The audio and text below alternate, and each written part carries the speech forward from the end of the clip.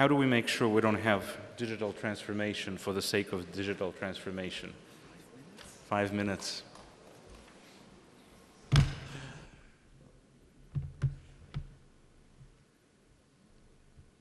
Good afternoon, distinguished colleagues. My name is Carlo Cristofari. I'm the Managing Director for Hatch's Digital Solutions Group. So we're going to talk today about digital transformation in 5 minutes, which is going to be interesting because I have at least a 10-minute conversation. But first I'll quickly touch on who Hatch is as an organization before we get into this. So Hatch is an employee-owned multidisciplinary engineering and business consultancy company with over 9,000 employees worldwide. We've been serving the mining and metals industry for over 60 years, and we have over $50 billion of projects under management. Building on our process, automation, and controls expertise, we've been delivering digital solutions for over 20 years for our clients. Digital innovation is not new for us. In fact, we've been delivering technology and consultancy services across the entire mining life cycle, from exploration and feasibility to mine closure and completion. So let's talk a little bit about digitalization.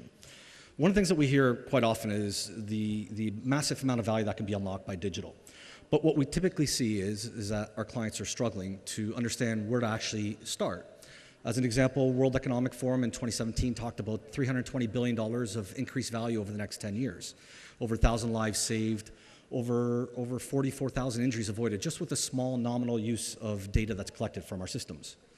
In 2019, EY actually conducted a study and looked at the mining life cycle and identified between 9 to 23% productivity improvement by 2030 through digital.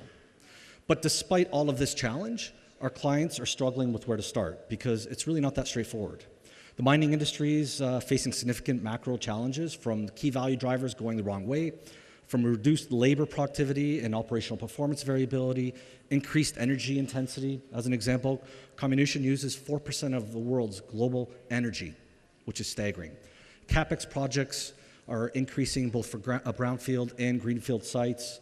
OpEx is also increasing because of indirects and increased process variability, complex supply chains, and operational bottlenecks. Given these challenges, we believe that digital really should start by unlocking the value against real operational imperatives, such as improving labor productivity and safety, reduced energy intensity, reduced capital intensity, and reducing operating costs, which may be supported by digital.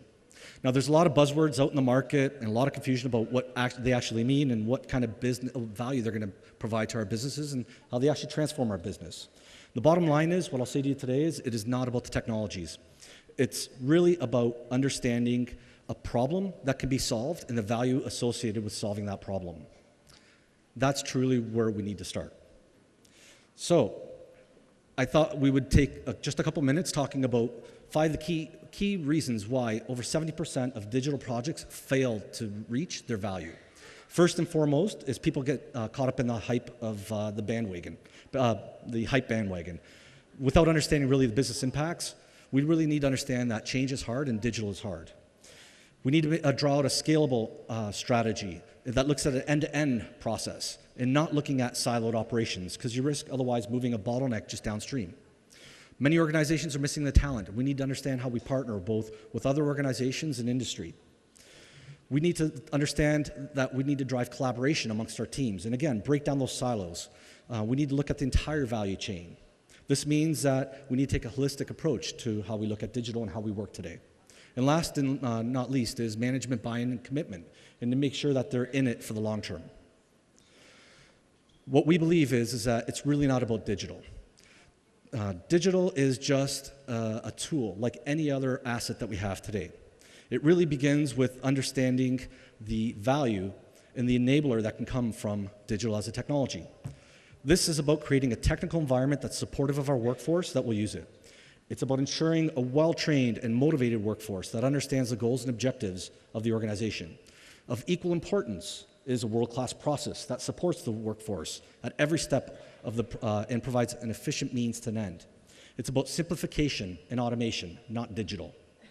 It's about creating an infrastructure that maximizes use of technology and helps the user get the job done. With the right emphasis on people and process and technology, we'll provide a seamless interface to operational improvements and efficiencies to improve asset management, reliability, and this will all manifest into greater efficiencies, bottom line productivity, and shareholder value. Now, without a doubt, this needs to stop. Mr. Cristofari, we need to wrap up. Okay then, thank you. Well, thanks everyone. Thank you so much.